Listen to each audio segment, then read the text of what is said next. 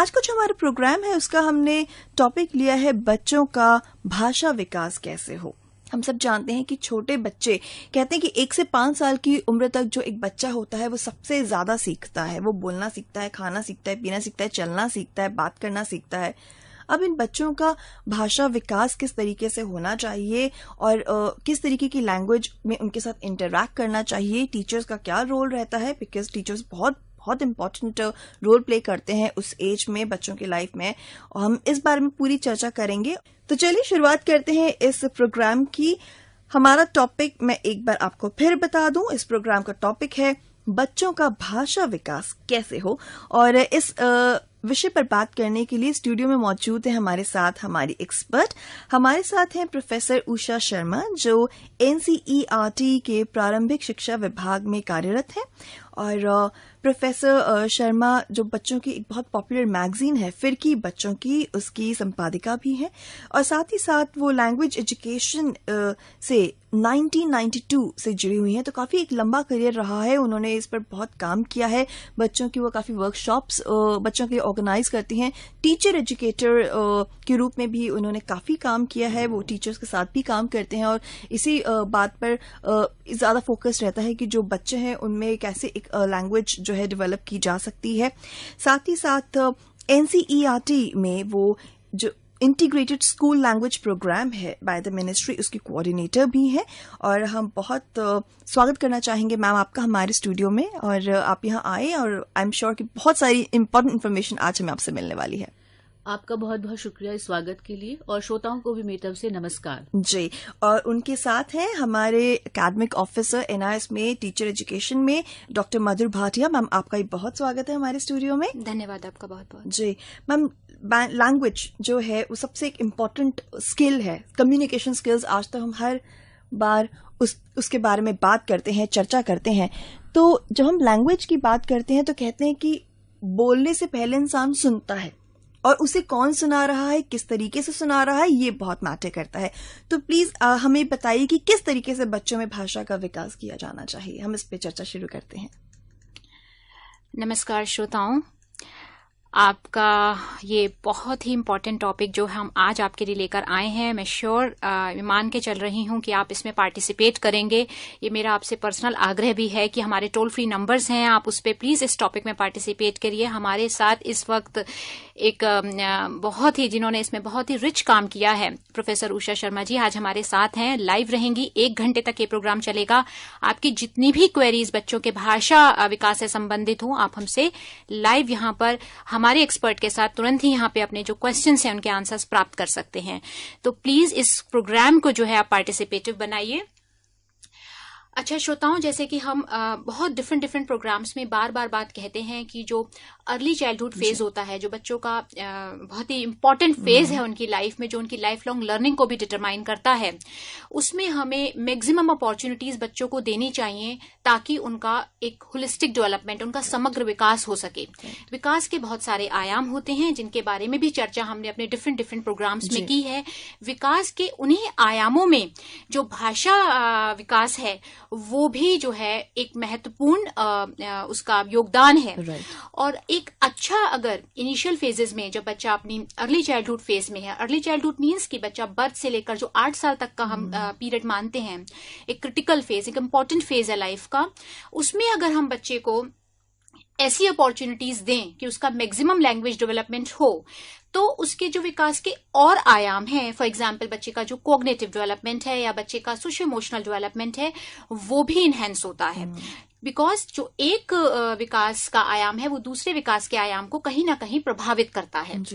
तो हमारे को ऐसी अपॉर्चुनिटीज बच्चों को प्रोवाइड करनी है कि हम उनके इस फेज में उतनी अपॉर्चुनिटीज, उतनी अच्छी एक इनेबलिंग एनवायरनमेंट उनको बच्चों को दें, कंड्यूसिव एनवायरनमेंट लर्निंग के लिए बच्चों को दें, चाहे हम घर पर हों, चाहे टीचर्स स्कूल में वो माहौल, वो अपॉर्चुनिटीज, वो एक्सपीरियंसेस बच्चों को प्रोवाइड करिए, ऐसा माहौल बच्चों के लिए क्रिएट कर रही है ताकि हम सब मिलकर, मीन्स पेरेंट्स, कम्युनिटी मेंबर्स और टीचर्स मिलकर बच्चे के इस फेज में मैक्सिमम उनके लिए अपॉर्चुनिटीज प्रोवाइड करें, उनको मैक्सिमम सपोर्ट कर सकें।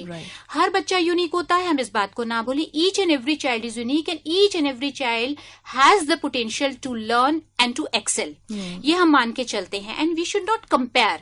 हर बच्चे की अपनी इंडिविजुअलिटी है, हर बच्चे के अंदर अपना एक यूनिक पोटेंशियल है, and we have to nurture that potential. हमें वो अपॉर्चुनिटीज प्रोवाइड करनी है जिससे हम बच्चे के वो उस पोटेंशियल को नर्चर कर सकें। सो हमें बहुत अवेयर होने की जरूरत है कि हम किस तरीके से बच्चों के लिए अपॉर्चुनिटीज क्रिएट करते हैं। जहां तक की भाषा की बात है, मैंने अभी भी बताया कि वो बहुत ही इम्पोर्टेंट है।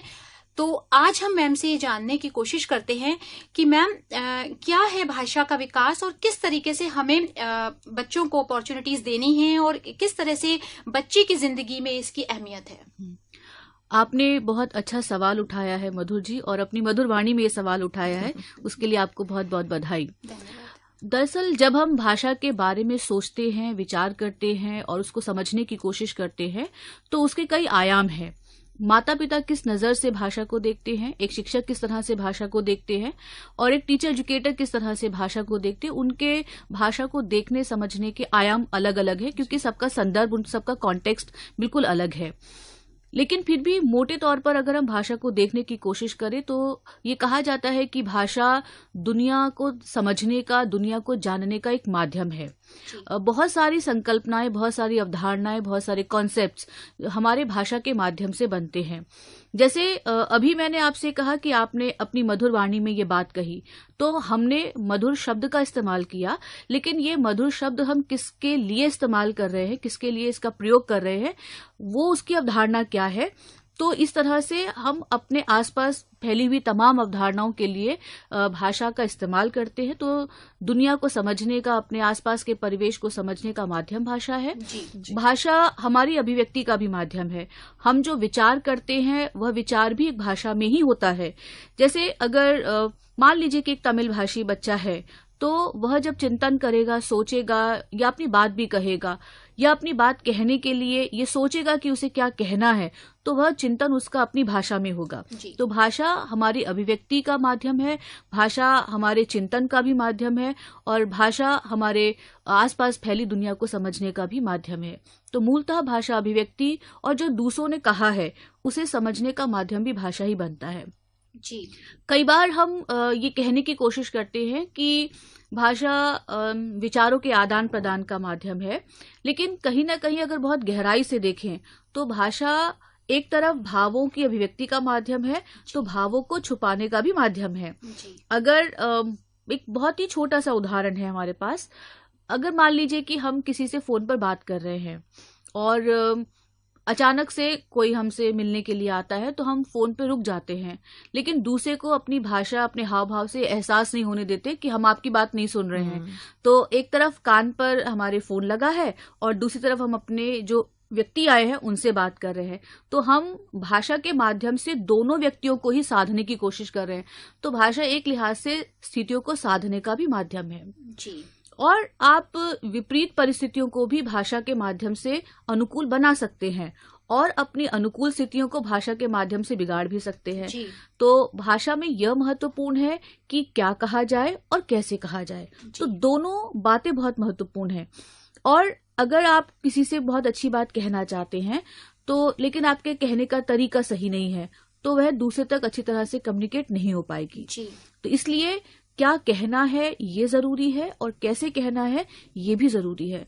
तो बच्चे अक्सर अपनी आदत के अनुसार बहुत कुछ साफ मन से वो कह देते हैं, लेकिन कई बार मैंने बहुत छोटे बच्चों को ऑब्जर्व किया है कि अलग अलग स्थितियों में उनका भाषा व्यवहार अलग अलग तरह का होता है। जी, जैसे मान लीजिए कि एक 4 साल का बच्चा है और वह अपनी 7 साल की बहन से डुक्कू डुक्कू करके बात करता है, जबकि उसका निक नेम है गुड्डू, यानी कि घर में सब लोग उसे गुड्डू कहकर बुलाते हैं।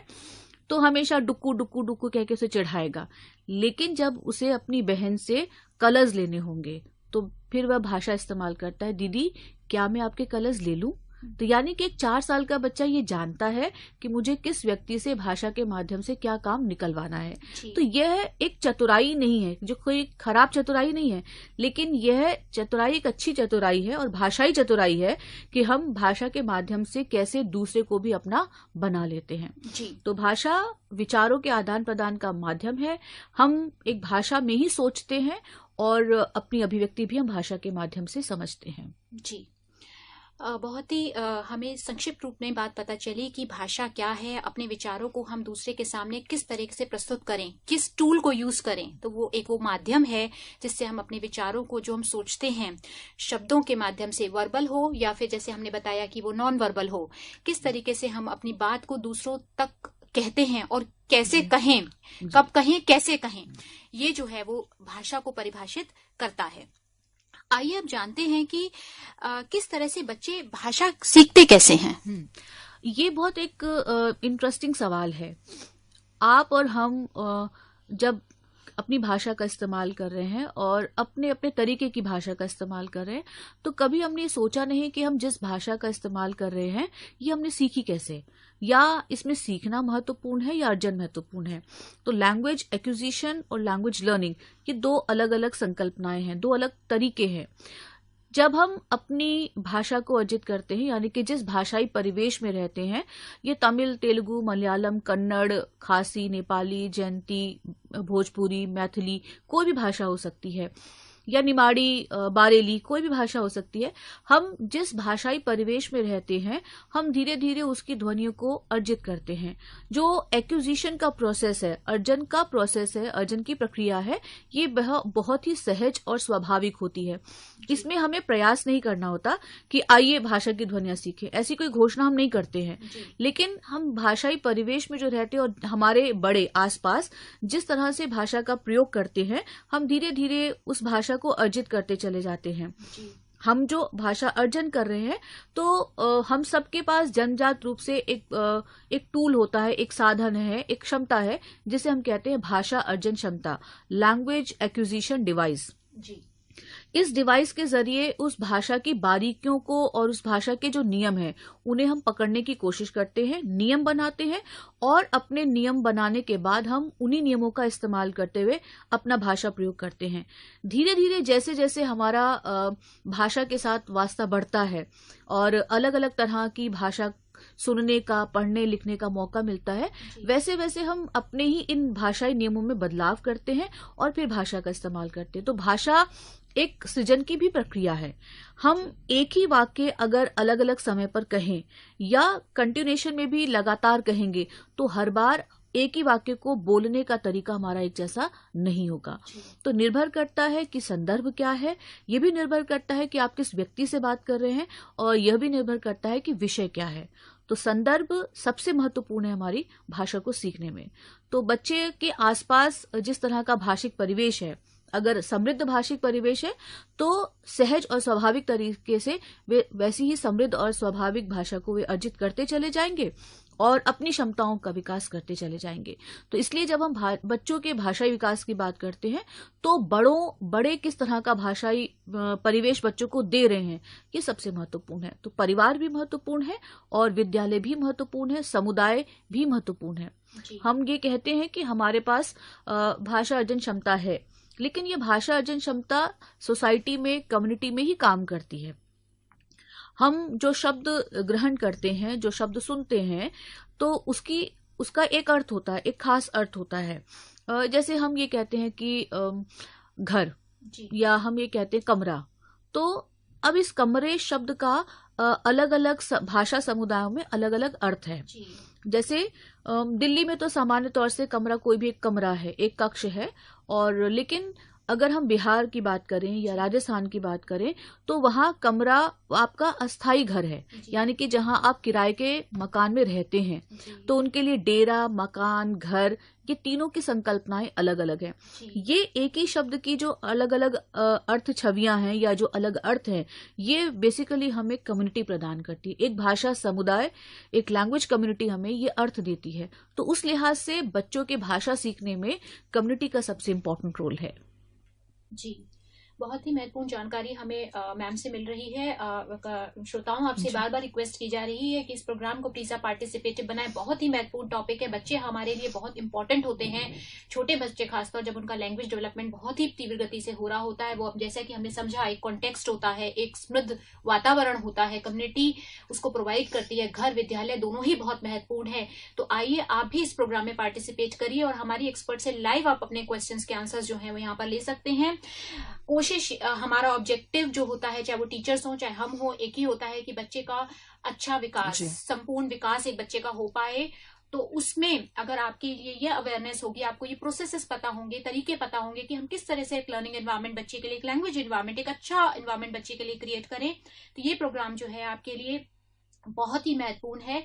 इसे आप जो है आपके एफर्ट से हम इसको जो है वो सार्थक बनाते हैं, और आपका पार्टिसिपेशन जो है वो हमारे लिए बहुत ही महत्वपूर्ण है, क्योंकि जो इंटरेक्शन होता है वो हमेशा टू वे होता है। When we say this is an interactive programme, then I request all of you to please participate in this.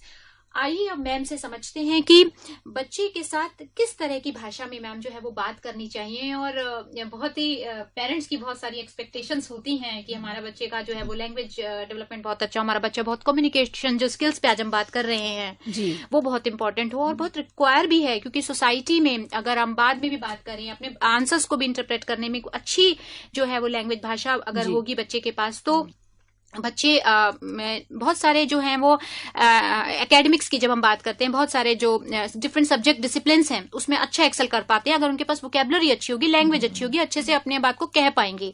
तो ये बहुत ही इंपॉर्टेंट है। तो मैम किस तरह से जो है बच्चों के साथ किस तरह की भाषा में बात करनी चाहिए, कैसे करें इसे? देखिए, जब आप बच्चों के साथ होते हैं तो बच्चा जैसा होना बहुत जरूरी है, और बच्चों जैसा होने का मतलब है कि आप बच्चों के लेवल पर आकर सोचते हैं और महसूस करते हैं कि हम भी उन्हीं की तरह एक बच्चा है। अक्सर ये देखा गया है बहुत बचपन में, जब बच्चे बहुत ही छोटे होते हैं तो माता पिता बहुत लाड़ में, दुलार में अपनी भाषा को थोड़ा सा बिगाड़ कर बोलते हैं। जैसे अब पानी पीना है तो बोलेंगे अच्छा बेटा मम चाहिए, मम चाहिए। अब हमने पानी के लिए क्या शब्द इस्तेमाल किया? मम। अब बच्चा बहुत समय तक उसे ये मालूम होगा कि भाई पानी के लिए मम शब्द का इस्तेमाल होता है। और बच्चों के स्पीच ऑर्गन्स बहुत बचपन में डेवलप नहीं होते हैं। जैसे जैसे उनका फिजिकल डेवलपमेंट होता है उनके स्पीच ऑर्गन्स भी वैसे वैसे डेवलप होते हैं, और ये ग्रेजुअल प्रोसेस है, एक क्रमिक प्रगति होती है। बच्चों के शारीरिक विकास के साथ उनके स्पीच ऑर्गन्स जैसे से डेवलप होते हैं वैसे वैसे वे अपनी भाषाओं की ध्वनियों को भी उच्चारित करते हैं। तो स्पीच प्रोडक्शन के लिए स्पीच ऑर्गन्स का मैच्योर होना जरूरी है। जी, हमारी भाषा की बहुत सारी ध्वनियां अलग अलग तरह की हैं। अगर मैं एक हिंदी से उदाहरण लेती हूँ तो मैं कहती हूँ कि ड़ ध्वनि और ढ़ ध्वनि और ड़ ध्वनि, ये अलग अलग तरह की ध्वनियां हैं जिनका हम अपने हिंदी भाषा के शब्दों में इस्तेमाल करते हैं। जैसे सड़क शब्द है, बूढ़ा शब्द है, सीढ़ी शब्द है, अणु शब्द है। तो इसमें जो ड़ है, ढ़ है, ण है, ये ध्वनियां थोड़ी सी डिफिकल्ट हैं बोलने के लिहाज से। लेकिन जैसे जैसे बच्चों का स्पीच ऑर्गन्स डेवलप होते चले जाएंगे वे इन ध्वनियों को भी उतनी ही सहजता के साथ उच्चारित कर लेंगे। तो बहुत छोटे बच्चे बहुत सारी ध्वनियों को उस तरह से उच्चारित नहीं कर पाते, एक जिस तरह से एक वयस्क या एक बड़े व्यक्ति कर पाते हैं। तो माता पिता को लगता है कि बच्चे अगर तुतला रहे हैं तो हम उनकी तरह से लाड दुलार में बहुत तुतला कर उनसे बात करें। जैसे ल ध्वनि का इस्तेमाल बहुत सारे बच्चे नहीं कर पाते हैं, तो वे रोटी को कहेंगे लोती। तो माता पिता भी लाड़ में आकर कहेंगे बेटा लोती लोगे, और लोती चाहिए, और लोती चाहिए। तो यानी कि बच्चे को ऐसा लग रहा है कि जो मैं कह रहा हूँ वो वही सही है। और हम बच्चे के सामने अपनी इस भाषा के माध्यम से ये भी कहीं ना कहीं कम्युनिकेट करने की कोशिश कर रहे हैं कि एक पर्टिकुलर चीज के लिए, जो रोटी है, इसके लिए लोती शब्द चलता है, और ट के लिए बेटा त शब्द का इस्तेमाल होता है। तो बच्चों के साथ जब हम बड़े बात करते हैं तो हम उसी सहज स्वाभाविक भाषा में ही बात करें, क्योंकि हम बड़ों की भाषा बच्चों के लिए एक समृद्ध भाषिक परिवेश का निर्माण करती है। तो जिस तरह की भाषा हम चाहते हैं कि बच्चे डेवलप कर सकें वैसी ही भाषा में बच्चों के साथ इस्तेमाल करनी चाहिए। दूसरी बात ये कि बच्चों को एक वयस्क की तरह भी ट्रीट करना चाहिए, यानी कि वो बहुत छोटे नहीं हैं, उनके पास वह क्षमता है और उस क्षमता के माध्यम से विकास करने का काम हम बड़ों का है। एक कम्युनिटी है। जब हम की बात करते हैं, माता पिता की बात करते हैं, तो श्रोताओं मैं आप सबको ये बताना चाहती हूँ कि उसमें कम्युनिटी शामिल है। और उस कम्युनिटी में कौन है? एक दुकानदार भी शामिल है, डाकिया भी शामिल है, और जो सब्जी बेचने वाला, ठेले वाला है, वह भी शामिल है। स्कूल का जो चौकीदार है वो भी एक कम्युनिटी का मेंबर है। तो उसके दोस्त, उसके पड़ोसी बच्चे के, वो सब कम्युनिटी में शामिल हैं। तो बच्चों के साथ उसी सहज भाषा का इस्तेमाल करना चाहिए, जैसे हम आमतौर पे आप और हम बात कर रहे हैं वैसे ही भाषा इस्तेमाल करें। और कहीं ये ना सोचें कि ये शब्द बच्चे के लिए बहुत मुश्किल होगा।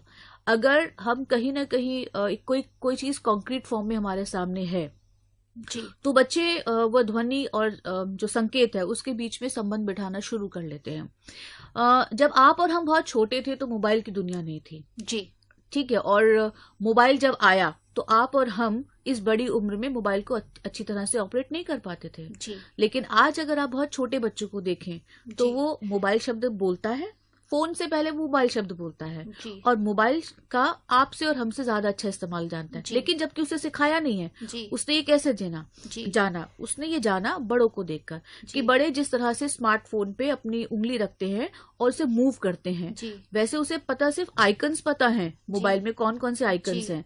तो और वह उसे ऑपरेट करना सीख जाता है, खुद ब खुद सीखता है।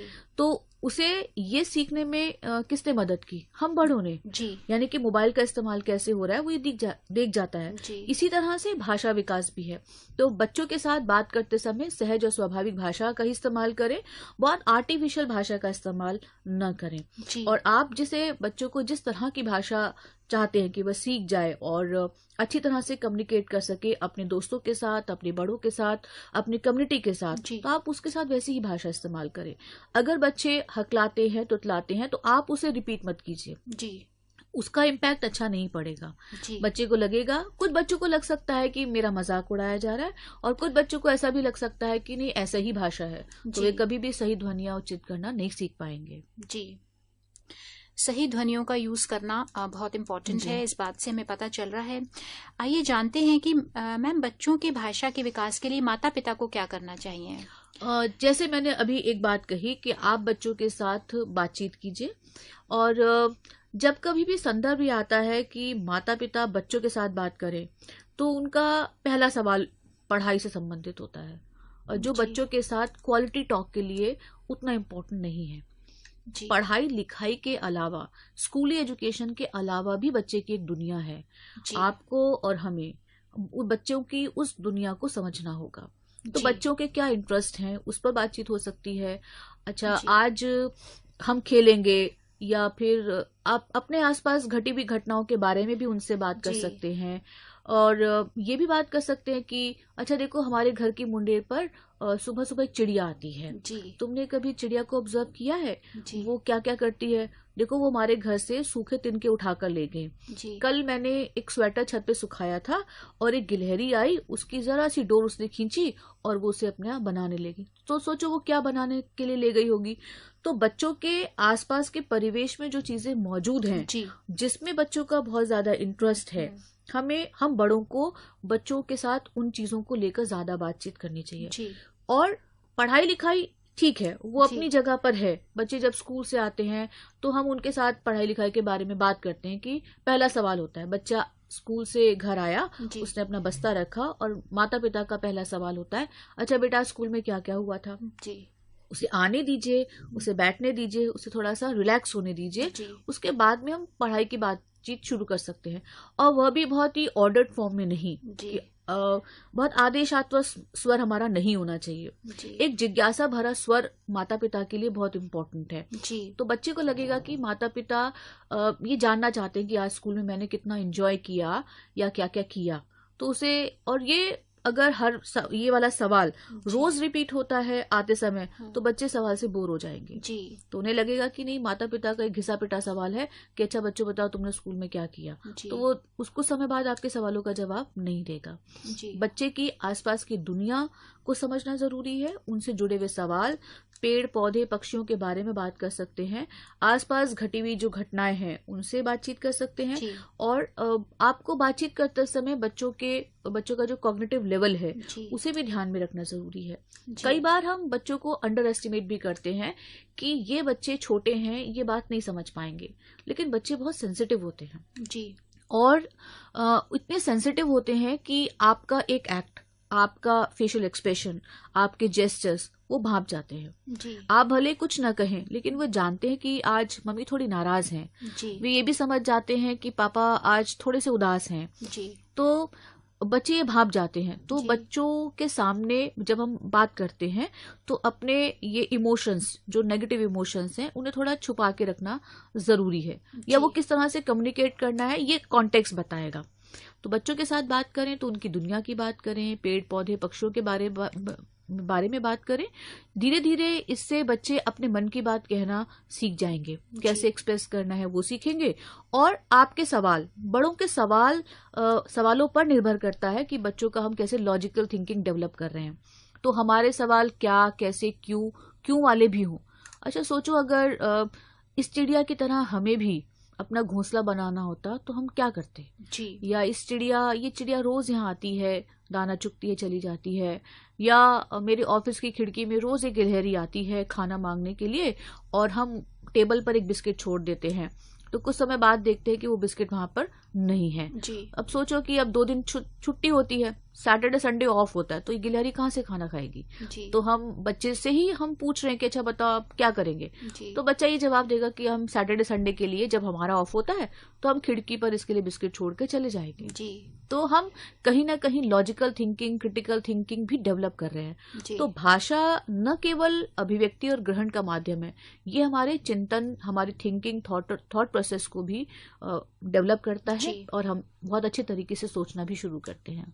जी, बहुत ही महत्वपूर्ण जानकारी है हमारे लिए कि बच्चों के लिए जो भी हम चाहते हैं बच्चों का भाषा का विकास हो, उसके लिए हम ऐसे क्वेश्चंस बच्चों के सामने भी रखें जो उनकी विद्यालय, जो उनकी स्कूल की दुनिया से थोड़े से अलग हों, उनके आसपास के वातावरण से, जो उनके रियल लाइफ एक्सपीरियंसेस है। बच्चे अपने वातावरण में बहुत और भी तो चीजें देख रहे हैं ना, उनके फ्रेंड्स हैं, उनका बच्चे मान लो पास के पार्क में जाते हैं, वहां की भी एक उनकी अपनी दुनिया है। बच्चों को खेलना बहुत पसंद है, उनकी अपनी एक दुनिया है। बच्चे के कुछ इंटरेस्ट होंगे, हो सकता है किसी बच्चे को ड्राइंग में बहुत इंटरेस्ट है, या किसी बच्चे को किसी म्यूजिक में बहुत इंटरेस्ट है, या बच्चे का कुछ और एक्टिंग में बहुत इंटरेस्ट है, उससे भी तो उसके बहुत सारे उसकी दुनिया जुड़ी हुई है ना। तो हम इस तरह के क्वेश्चंस बच्चों के सामने रखें जिसमें बच्चे जो हैं सोचें और अपने आंसर्स, अपने क्रिएटिव आंसर्स जो हैं हमारे सामने लाके रखें। उससे बच्चों की logical thinking, critical thinking, creative skills जो हैं हम डेवलप करने में मदद उनकी करते हैं, और साधन वही है जो हम बात कर रहे हैं। तो हमें, जो हमने पहले बात की थी कि अपॉर्चुनिटीज प्रोवाइड करनी है, तो we as parents, we as community members have to think of the ways कि हम किस तरीके से बच्चों के सामने क्वेश्चंस रखते हैं, उनसे कितनी हम क्यूरियस हैं उनकी दुनिया को जानने के लिए। और जितने हम क्यूरियस होंगे, जितना हम क्वालिटी टॉक उनके साथ करेंगे, जितना हम उनके साथ टाइम व्यतीत करेंगे, जो भी आपके पास टाइम है, we all have time, it is up to us कि हम उसको कैसे निकाल पाते हैं अपने इतने महत्वपूर्ण जो हमारे जीवन का भाग है, पार्ट है, बच्चे, उनके लिए हम किस तरह से निकाल पाते। तो वो अवेयरनेस हमको अपने अंदर लानी होती है। अगर आपके टाइम, आपको बैलेंस करने की जरूरत है। और जैसा कि बताया मैम ने कि बच्चे जो हैं वो भाप लेते हैं, तो अगर आपके पास टाइम है और हम फिर भी नहीं बच्चों को दे पा रहे हैं, हम अपने किसी गैजेट्स में, जो आजकल ये बहुत इंपॉर्टेंट इशू हो चुका है कि हम अपने गैजेट्स में बिजी हैं, अगर आप देखें तो आप कहीं ना कहीं अपने गैजेट से अपने और भी अपने इंटरेस्ट के लिए टाइम निकालते हैं। तो हमारा उसी तरीके से हमारी ये जिम्मेदारी भी बन जाती है कि बच्चों के लिए भी थोड़ा अपनी दुनिया से हटके उनकी दुनिया में भी आए, वो उनके उनके लेवल पे आए और उनकी दुनिया को भी इंजॉय करें, और उनको इंटेंशनली हम अपॉर्चुनिटीज दें कि उनकी ये सारी थिंकिंग, रीजनिंग, क्रिएटिव एबिलिटीज जो हैं वो डेवलप हों। बहुत ही अच्छे उदाहरण से मैम ने समझाया कि गिलहरी जो है वो अगर खाना हम उसको देते हैं और सैटरडे संडे अगर ऑफ है, फॉर एग्जांपल संडे ऑफ है, और फिर वो खाना, तो बच्चे they will come with variety of answers. तो जो डाइवर्जेंट थिंकिंग की हम बात करते हैं, they come out with many answers to the same problem. And अगर आपके घर आसपास, you can keep these questions in the group also. आसपास के बच्चे, पार्क में है, कोई कम्युनिटी का पार्क है, कहीं तो कुछ तो इंटरेक्शन होता ही है हमारा ना, मेंबर्स के साथ इंटरेक्शन इज वेरी मस्ट, बहुत जरूरी है वो इंटरेक्शन। तो आप इस तरीके से अपने जैसे ग्रुप्स में खड़े हैं, आपका अपना कोई दोस्त है, फ्रेंड्स के साथ खड़े हैं, 2-3 बच्चे हैं, इस तरह के क्वेश्चंस आप वहां पे भी कुछ हमें अपॉर्चुनिटीज क्रिएट करनी है। So that's up to us how we create it. So for that we have to be very very cautious. तो इस तरीके के हमें माहौल की जरूरत है। और एक और जरूरी बात मधुर जी, जो आपकी बात से निकल कर आ रही है, बड़ों की दुनिया और बच्चों की दुनिया दो अलग दुनिया नहीं है जी। वो दरअसल एक ही दुनिया है जी। अगर मैं एक माँ हूँ और मेरे 2 बच्चे हैं जी, तो मेरे 2 बच्चे ही मेरी दुनिया है जी। तो माता पिता की दुनिया और बड़ों की दुनिया कोई अलग अलग दुनिया नहीं है। बस बच्चों को हमें क्वालिटी टाइम देना होगा, क्वालिटी टॉक करनी होगी, एक बातचीत बहुत अच्छी तरह से होनी चाहिए, तभी हम बच्चों के बीच के साथ एक अच्छा रिश्ता, एक आत्मीय रिश्ता बना पाएंगे।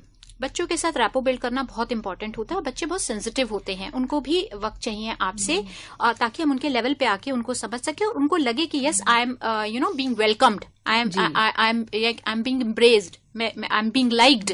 वो फीलिंग डेवलप करना वो बहुत इंपॉर्टेंट होती है। किसी भी चीज को समझने के लिए हमारा जो इमोशन का डेवलपमेंट होता है, इमोशनल डेवलपमेंट जो होता है हमारा, वो भी बहुत इंपॉर्टेंट होता है।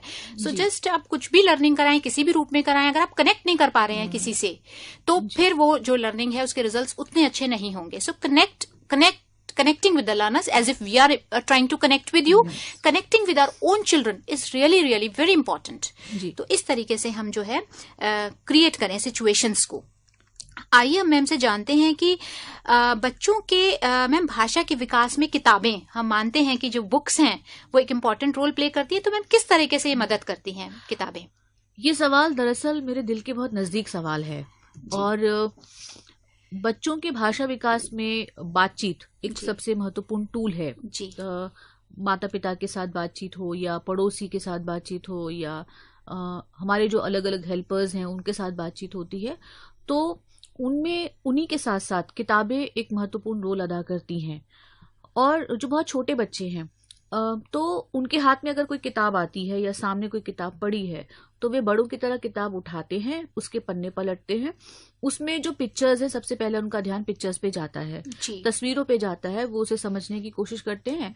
और जो टेक्स्ट लिखा हुआ है, हो सकता है कि कुछ बच्चे उसमें इंटरेस्ट लें, लेकिन फिर वो पन्ना पलट देते हैं। तो किताबें बच्चों की सबसे पसंदीदा चीज होती हैं अगर उसमें बहुत सारे उनके स्तर की चीजें हों, पिक्चर्स हों, और पिक्चर्स में भी ऐसी दुनिया हो जो बच्चे अपने आसपास देखते हैं जी। तो बच्चे किताब जब पन्ने पलटते हैं जी, तो ये एक कोई सहज और सामान्य प्रक्रिया नहीं है। एक माता पिता के लिए या ये सामान्य प्रक्रिया हो सकती है, लेकिन एक सामान्य प्रक्रिया नहीं है। इस लिहाज से नहीं है क्योंकि जब बच्चा किसी किताब का पन्ना पलटता है तो उसे ये पता चलता है या वो अपनी ये समझ हमें बताता है कि अभी बात खत्म नहीं हुई है। यानी कि पन्ना पलटने का मतलब है कि आगे कुछ और है जो मुझे देखना है, समझना है। तो जिस तरह से किताबें बनती हैं या जिस तरह से किताबें बाइंड होती हैं, उसके पन्ने जिस तरह से पलटे जाते हैं, तो बच्चे पन्ने पलटने का प्रोसेस स्टार्ट करते हैं। यानी कि अभी कुछ और है, कुछ और है, कुछ और है, अभी बात खत्म नहीं हुई है। ये बात उस जो स्क्रिप्ट है, देवनागरी स्क्रिप्ट में जो किताबें होती हैं या रोमन स्क्रिप्ट में जो किताबें होती हैं, ये उनके लिए है। लेकिन अरबी फारसी की किताबों का जो प्रोसेस है वो बिल्कुल डिफरेंट है, उनकी स्क्रिप्ट अलग है।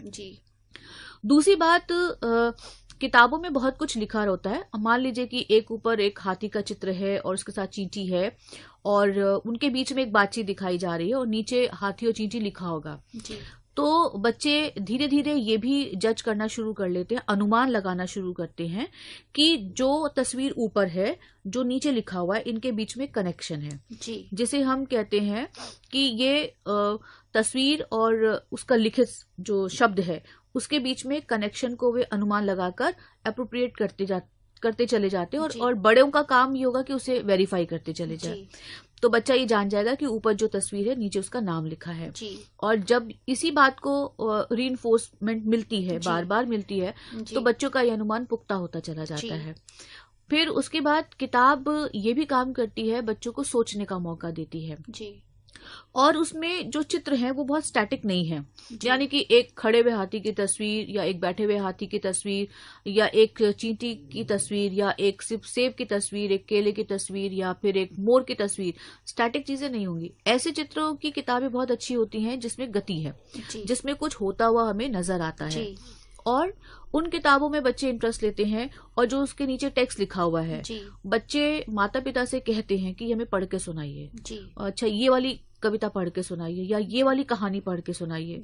बहुत छोटे बच्चों के साथ काम करने का अनुभव ये भी बताता है कि बच्चों को उस किताब के जिस पन्ने में सबसे ज्यादा इंटरेस्ट आता है, बच्चे उसी पन्ने से कहानी सुनाने की जिद करते हैं जी। या कहते हैं या जी।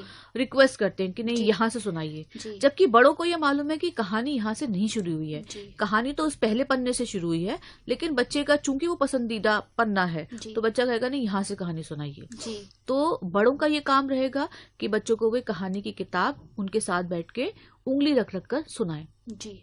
तो धीरे धीरे बच्चों में ये डेवलपमेंट स्टार्ट होगा कि किताबों में जो टेक्स्ट लिखा होता है उसका अपना एक अर्थ है, जी। और टेक्स्ट जो लिखा हुआ है और जो तस्वीर है ऊपर, उसके बीच में एक तालमेल बिठाना शुरू करते हैं। जी। किताबें बच्चों की लॉजिकल थिंकिंग भी डेवलप करती हैं। जी। किताबें बच्चों के आगे पढ़ने और लिखने में भी मदद करती हैं। जी। पढ़ना सिर्फ अक्षर ज्ञान या अक्षरों की पहचान से शुरू नहीं होता है। पढ़ना दरअसल तस्वीरों का पढ़ना भी पढ़ना है। जी। और हम ये मानते हैं कि पढ़ने का मतलब है समझना, जी। यानी कि पढ़ने का संबंध अर्थ से जुड़ा हुआ है। मीनिंग मेकिंग प्रोसेस है reading is a meaning making. Yes, reading for meaning and reading is a meaning making process. Meaning making किस तरह से है कि बच्चे जो देखते हैं, एक ही तस्वीर को, एक ही टेक्स्ट को अगर 10 बच्चे देखते हैं तो उन 10 बच्चों के लिए उस तस्वीर के 10 अलग अर्थ होंगे। जी। फॉर एग्जाम्पल, अगर एक बच्चा राजस्थान में रहता है और रेगिस्तान वाले एरिया में रहता है जहां नदी नहीं है, पानी की किल्लत है, ठीक, अगर उस बच्चे के सामने एक ऐसी किताब आती है जिसमें नदी का जिक्र है, मछलियों का जिक्र है और या बहुत सारी बारिश का जिक्र है, तो राजस्थान का बच्चा तो उस बारिश को एंजॉय करेगा, उसे पढ़कर मजा आएगा क्योंकि उसके पास ये परिवेश में नहीं है। लेकिन एक वो बच्चा जो लगातार बारिश वाले एरिया में रहता है और बारिश की वजह से जहां बाढ़ आ जाती है, तो हो सकता है कि उस बारिश का उस बच्चे के लिए अलग मतलब हो। तो एक ही टेक्स्ट 2 अलग बच्चों के लिए 2 अलग अर्थ रखता है, और ये बच्चे हैं जो उस टेक्स्ट के साथ कनेक्ट होते हैं और अपने अनुभव को उसके साथ जोड़ते हैं और फिर उस टेक्स्ट से अपने लिए कोई मतलब निकालते हैं। तो किताबें बच्चों के भाषा सीखने में और पढ़ने लिखने में मदद करती हैं। एक और एग्जाम्पल आपके सामने मैं देना चाहूंगी कि जब बच्चे किताबें पढ़ते हैं तो ये तो जान जाते हैं कि जो लिखा हुआ है उसे बोला जाता है, क्योंकि माता पिता, बड़े या टीचर बच्चों को कहानी की किताबें पढ़कर सुनाते हैं। यानी कि जो लिखा है उसे पढ़ा जाता है, उसे बोला जाता है, और जो बोला जाता है उसे लिखा जाता है। तो जब बच्चे कोई कहानी की किताब से कहानी लगातार सुनते हैं, जैसे एनसीईआरटी ने एक बरखा सीरीज डेवलप की है, ग्रेडेड रीडिंग सीरीज है, और इसमें एक कहानी है मिठाई। ये मिठाई बहुत छोटे बच्चों को बहुत पसंद आती है, मुझे भी पसंद आती है। तो उसमें एक कहानी एक एक लाइन से चलती है। एक दिन की बात है, गधे को मीठा खाने का मन हुआ, तो हाथी ने कहा गन्ना खा लो, गधे ने मना कर दिया। चींटे ने कहा गुड़ खा लो, गधे ने मना कर दिया। खरगोश ने कहा गाजर खा लो, गधे ने मना कर दिया। इस तरह से घटनाएं घटती हैं।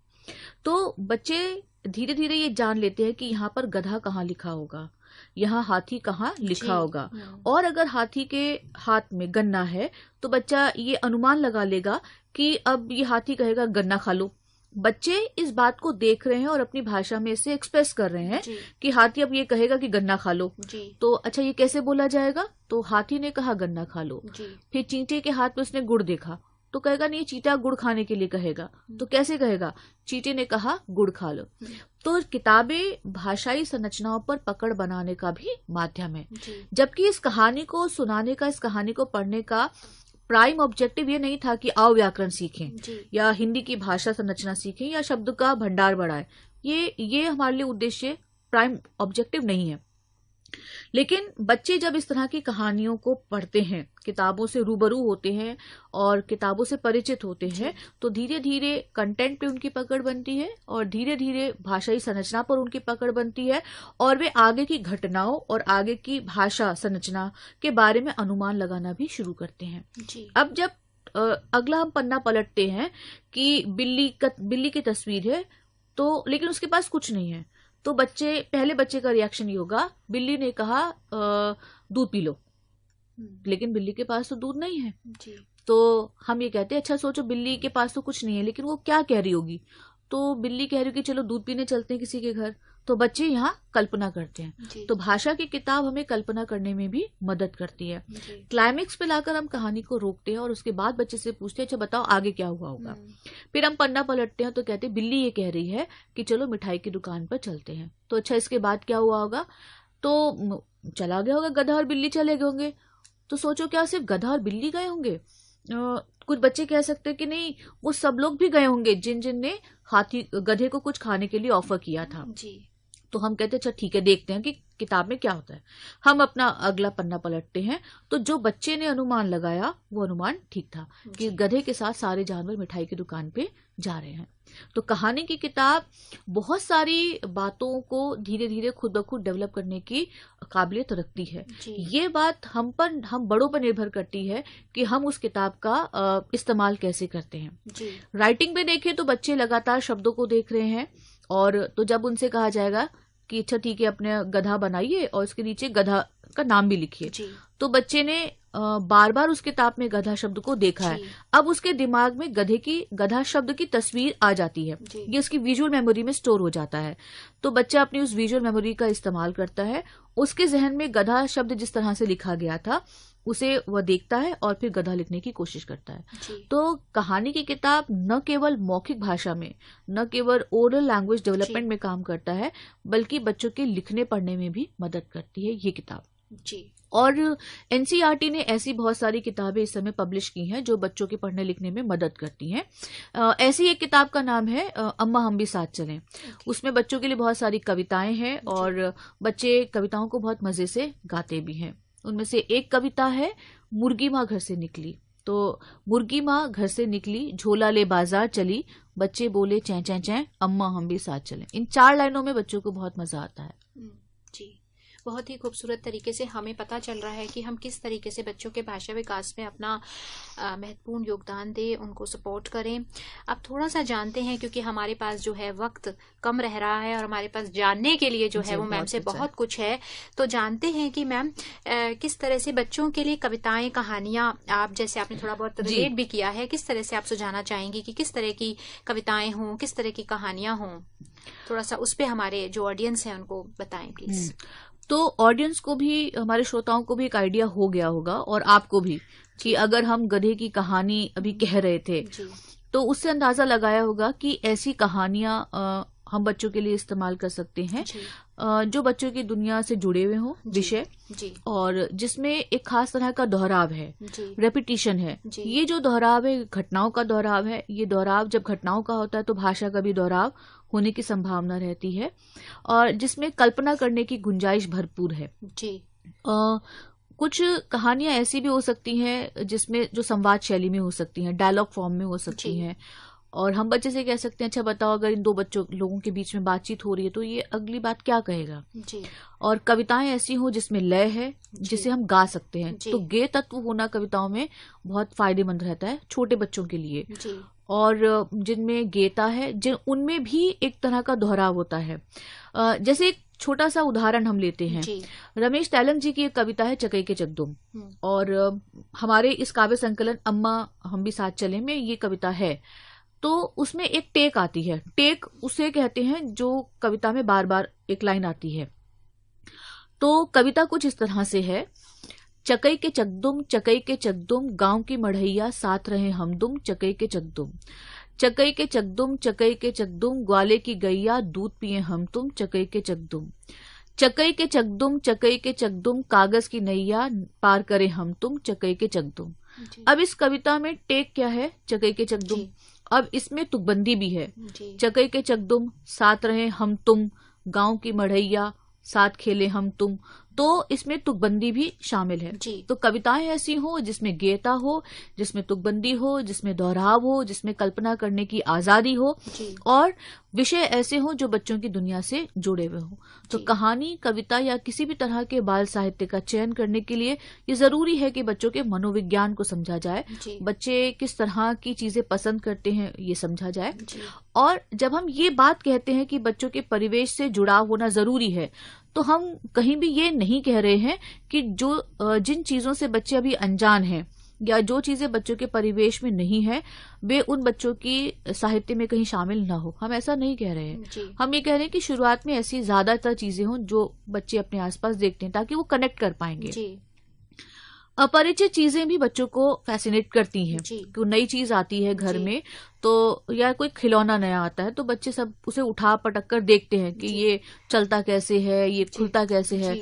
तो वे छोटे इंजीनियर आपने अपने घरों में जरूर देखे होंगे कि पूरे खिलौने को खोल देते हैं, फिर इसका पेच अलग है, इसका कान अलग है, इसका पैर अलग है, और फिर उसे असेंबल करने की कोशिश करते हैं। तो अपरिचित चीजें भी बच्चों को फैसिनेट करती हैं, उन्हें पसंद आती हैं, और धीरे धीरे हम अपरिचित चीजों जैसे से उनके साथ बातचीत करते हैं कि अच्छा देखो ये खिलौना ऐसा है। या दूर दराज के वे गांव जहां बच्चों ने मेट्रो नहीं देखी है, शहर बच्चों ने तो मेट्रो देखी है, लेकिन दूर दराज के ऐसे भी गांव हैं जहां बच्चों के पास न बस है न ट्रेन है, तो उनके लिए वही अपरिचित चीज है। लेकिन अगर वो भी उनकी किताब में शामिल है तो बच्चों को पसंद आती है। तो ऐसी चीजें जिनमें बच्चे मजा ले सके, तो हमें उस तरह की कहानियां, उस तरह की कविताएं शामिल करनी चाहिए। ये कोई रोमांचक डायरी भी हो सकती है किसी की, या कोई यात्रा का वर्णन भी हो सकता है, या कोई बातचीत भी हो सकती है, या तस्वीरों वाली किताबें जो आती हैं, जो पिक्चर स्टोरी हैं, जहां पर तस्वीरों के माध्यम से ही कहानी आगे बढ़ती है और नीचे कोई भी टेक्स्ट लिखा हुआ नहीं है। तो ऐसी किताबें भी हम बच्चों के लिए इस्तेमाल कर सकते हैं। लेकिन बच्चों के साथ जब हम किताबें शेयर करें तो अगर उसमें नीचे टेक्स्ट भी है तो घबराए नहीं कि बच्चे को अभी पढ़ना तो आता नहीं है, ये किताब कैसे पढ़ेगा। वो चित्र से अपना मतलब निकाल लेगा। तो बच्चों के लिए कहानियों, कविताओं का चयन करते समय ये सावधानी बरतना बेहद जरूरी है। जी, बहुत जब हम टेक्स्ट बच्चों के लिए सिलेक्ट कर रहे हैं, किताबें हैं, कहानियां हैं, देखें कि वो एज अप्रोप्रिएट हों और वो बच्चों के लिए इंटरेस्ट जो है वो जनरेट करें। जी। और साथ साथ अच्छा है कि बच्चों के जो जिन चीज़ों को उन्होंने अनुभव किया है उससे रिलेटेड कहानियां, फिर धीरे धीरे हम बच्चों को जो चीज़ें उन्होंने नहीं देखी हैं उस तक भी ले जाएं, तो बच्चों की और भी कल्पना शक्ति बढ़ती है और उनकी क्यूरियोसिटी जो है वो सस्टेन रहती है। और जानने की क्षमता भी तो हमें डेवलप करनी है कि और क्या क्या एग्जिस्ट करता है। तो बच्चों के लिए आप जबकि आप अपने बच्चों की स्टडी खुद करते हैं, टीचर्स हैं, तो हमें बच्चों के बारे में, उनके इंटरेस्ट, एप्टीट्यूड के बारे में हमें क्लासरूम में भी बहुत अच्छी जानकारी होनी चाहिए एज अ टीचर। उस हिसाब से भी हम बच्चों में, अगर आपका ऐसा कोई लाइब्रेरी पीरियड होता है या आपका कोई रीडिंग कॉर्नर है, तो आप इस तरीके का डिफरेंट तरीके की जो है बच्चों के एज के अनुरूप आप जो है वहां पे स्टोर कर सकते हैं और बच्चों को अपॉर्चुनिटीज देने की कोशिश करें। वो खुद भी चयन करें और बच्चों के लेवल पे हों वो किताबें जिनको वो छू सके, देख सकें, टच कर सकें। वो भी सिलेक्शन की भी जो है बच्चों के अंदर हमें खुद भी क्षमताएं डेवलप करनी होती है कि बच्चे खुद भी किस टाइप का वो पढ़ना चाहेंगे। क्योंकि पिक्चर से, जैसा कि मैम ने बताया, कि पिक्चर से भी बच्चे बहुत कुछ जान लेते हैं कि उनको इसमें क्या मिलेगा। और जब हम बच्चों के साथ किसी तस्वीर पर बात करते हैं तो उसमें गणित भी शामिल है, उसमें पर्यावरण अध्ययन भी शामिल है, तो उसमें बहुत कुछ शामिल है। तो हम बड़े ऐसा न सोचें कभी कि स्कूल की पढ़ाई स्कूल में होती है। स्कूल में हम जो कुछ सीखने सिखाने की बात करते हैं वो परिवेश से जुड़ा हुआ है। तो गणित तो उसमें भी, मार्केट में भी गणित है, बाजार में भी गणित है कि कितने ठेले पर कितने आम रखे हैं, कौन से आम बड़े हैं, कौन से आम छोटे हैं।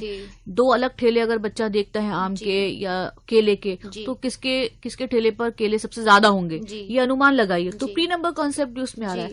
तो ये सब कुछ निर्भर करता है हम बड़ों पर कि हम बच्चों के साथ किस तरह से बातचीत करते हैं। और किताबें बच्चों को उनकी दुनिया से, छोटी दुनिया से निकालकर एक बड़ी दुनिया से कनेक्ट करती हैं। बहुत ही महत्वपूर्ण जानकारी हमें मिल रही है। श्रोताओं, अभी भी आपके पास टाइम है, आपके पास टोल फ्री नंबर से आप पूछ सकते हैं हमारे एक्सपर्ट से। बहुत ही महत्वपूर्ण जानकारी आपको दी जा रही है इस वक्त। आइए, चूंकि समय हमारे पास कम है, लेकिन हम समय का मैक्सिमम उपयोग करेंगे और हम फिर और जानना चाहते हैं कि मैम, ये देखा जाता है कि माता पिता अक्सर ये बात सोचते हैं कि बच्चे जो है वो अंग्रेजी में ही जो है वो बात करें, इंग्लिश में ही बात करें, और ये बात कहाँ तक ठीक है? ये बच्चों के लिए बहुत नुकसानदेह है अगर बच्चों के भाषाई परिवेश में अंग्रेजी बहुत ज्यादा नहीं है। किसी भाषा के प्रति दुराग्रह नहीं होना चाहिए। भाषा सीखना अलग बात है, लेकिन बहुत छोटे बच्चे या प्राइमरी के बच्चे या नर्सरी केजी के बच्चे जिस भाषा में अपनी बात कहने में सहजता महसूस करते हैं, आराम से अपनी बात कह देते हैं, बिना किसी तनाव दबाव के कह देते हैं, बच्चों के साथ उसी भाषा में हमें लगातार बात करनी है। अंग्रेजी रोजगार की भाषा है। अब रोजगार उस भाषा में मिल रहा है तो इसलिए अंग्रेजी के प्रति बहुत ज्यादा झुकाव है माता पिता का। लेकिन अगर माता पिता स्वयं अंग्रेजी नहीं बोलते हैं घर में, और वे जिस परिवेश में रहते हैं वहां भी अंग्रेजी नहीं बोली जाती है, लेकिन वे चाहते हैं कि स्कूल में जाके बच्चा अंग्रेजी मीडियम में पढ़े और अंग्रेजी सीख जाए, तो ये जो दुराग्रह या बहुत ही ज्यादा आग्रह है, ये बच्चों के मानसिक विकास के लिए बेहतर नहीं है। मातृभाषा में या ऐसी भाषा जो हम अपने आसपास लगातार सुनते हैं, जिसमें हम चिंतन करते हैं, जिसमें हम सोचते हैं, जिसमें हमारे सपने भी आते हैं, उस भाषा में बातचीत करने से हमारा जो डेवलपमेंट है, कॉग्निटिव डेवलपमेंट है, वो ज्यादा बेहतर होता है, अंडरस्टैंडिंग बहुत बेहतर होती है, एक्सप्रेशन बहुत बेहतर होता है। मान लीजिए कि अगर एक मध्य प्रदेश का एक एरिया है जहाँ पर निमाड़ी बोली जाती है, अब हम उस बच्चे से अगर इस हिंदी में, जो हिंदी आप और हम इस समय इस्तेमाल कर रहे हैं, बच्चे ये हिंदी भी नहीं समझते हैं, ठीक है, या बारेली में या निमाड़ी में, तो अगर बहुत छोटे बच्चों के साथ हम इस खड़ी बोली में बात करेंगे तो वे हिंदी भी नहीं समझ पाएंगे, लेकिन वे अपनी भाषा में बहुत सारी चीजें जानते हैं। अब बच्चे से हम बात कर रहे हैं खड़ी बोली में, लेकिन बच्चा समझता है निमाड़ी, अब उसकी अपनी भाषा में कुछ सर्टन चीजों को कुछ सर्टन नाम दिए गए होंगे, ठीक है, तो लेकिन हमने अपने शब्द इस्तेमाल किए, अब बच्चा हमारे शब्द समझ ही नहीं पा रहा किसको क्या कहते हैं। जैसे राजस्थान में चूहे को कहते हैं ऊंदरो, अब हम चूहा चूहा शब्द का इस्तेमाल करें, बच्चा बेटा चूहे का पिंजरा देखा, अब बच्चे के दिमाग में चूहे की तस्वीर तो है, लेकिन चूहे के साथ कौन सी ध्वनि एसोसिएटेड है, यानी कि ऊंदरो, तो ये वो ऊंदरो तो जानता है, लेकिन चूहा की आवाज को वो कनेक्ट नहीं करता है। तो हम जो शुरुआत में बात कर रहे थे कि बच्चों की जो कॉन्सेप्ट डेवलप होते हैं, उसमें लैंग्वेज बहुत इंपॉर्टेंट रोल अदा करती है। बच्चे जिस भाषाई परिवेश में रहते हैं, उसी भाषाई ध्वनियों को वे चीजों के साथ कनेक्ट करते चले जाते हैं। चूहे की तस्वीर के साथ वे ऊंदरो शब्द की ध्वनि को एसोसिएट करते हैं, और कुत्ते के साथ गंडकलो शब्द को वो एसोसिएट करते हैं। तो ऐसे तमाम शब्द हैं जिनमें अलग अलग भाषाओं में अलग अलग तरीके के शब्द हैं। तो बच्चों के साथ उसी भाषा का इस्तेमाल करने से कॉग्निटिव डेवलपमेंट बेहतर होता है। और जब हम ये कहते हैं कि नहीं अंग्रेजी रैट शब्द का इस्तेमाल करो, या फिर आप वाटर शब्द का इस्तेमाल करो, या डॉग शब्द का इस्तेमाल करो, तो ये शब्द ध्वनियां बच्चे को किसी एक अर्थ तक नहीं ले जाती हैं, क्योंकि ये ध्वनियां उसके सामने अपरिचित हैं, और इन ध्वनियों को, अंग्रेजी की इन ध्वनियों को उसने किसी अपने इमीडिएट जो चीजें हैं उसके साथ कनेक्ट नहीं किया है। तो उसके लिए इसे समझना मुश्किल है, और जब समझना मुश्किल है तो इसके बारे में बात करना और भी मुश्किल है। तो इसलिए अंग्रेजी में बच्चों के साथ हम जब माता पिता स्वयं बात करें, तो धीरे धीरे आप चाहेंगे या नहीं चाहेंगे बच्चे वो अंग्रेजी भी सीख जाएंगे। लेकिन अगर आप ये जोर दबस्ती करते हैं कि नहीं हम अंग्रेजी में ही बात करेंगे, या बहुत सारे स्कूल ऐसे हैं जो कहते हैं कि नहीं आप हमेशा अंग्रेजी में ही बात करेंगे, वह भी अच्छा नहीं है। वो उसके कॉग्निटिव लेवल को कुंद कर देता है, यानी कि आपके पास अननेसेसरी और अवांछित एक दबाव है। तो जहां भी दबाव होगा तनाव वो पैदा करेगा, और जब तनाव होगा तो बच्चे एक अच्छे प्रोसेस से नहीं गुजरेंगे, उन्हें बहुत अच्छा नहीं लगेगा। तो बच्चे कंटेंट या जो विद्यालय में पढ़ाया जा रहा है वो तो अंग्रेजी में लिख देंगे, लेकिन उनकी अंडरस्टैंडिंग, उनका एक्सप्रेशन उस लैंग्वेज में नहीं बन पाएगा। तो धीरे धीरे जो विषय, जो भाषा उन्हें इतना तनाव दबाव दे रही है, उसके प्रति भी उनका हेल्दी एटीट्यूड नहीं बनेगा। पॉजिटिव एटीट्यूड नहीं होगा तो आप भाषा को बहुत अच्छे तरीके से जल्दी से नहीं सीख पाएंगे। तो इसलिए सिर्फ अंग्रेजी में ही बच्चे बात करें ये अच्छी बात नहीं है। और बच्चे की मातृभाषा पे फोकस हो, पढ़ने लिखने के लिए आप बच्चों की मातृभाषा का इस्तेमाल करें, अंग्रेजी भी पढ़ाएं, लेकिन उसे भाषा के तौर पर पढ़ाएं। तो जिस तरह से हमने बात की कि अगर आप ये चाहते हैं कि बच्चा अंग्रेजी में बात करे, अंग्रेजी में भी बात करे, तो आप उसके साथ अंग्रेजी में बात कीजिए, उसे अंग्रेजी भाषा का एनवायरनमेंट दीजिए, बच्चे धीरे धीरे अंग्रेजी भी बोल जाएंगे।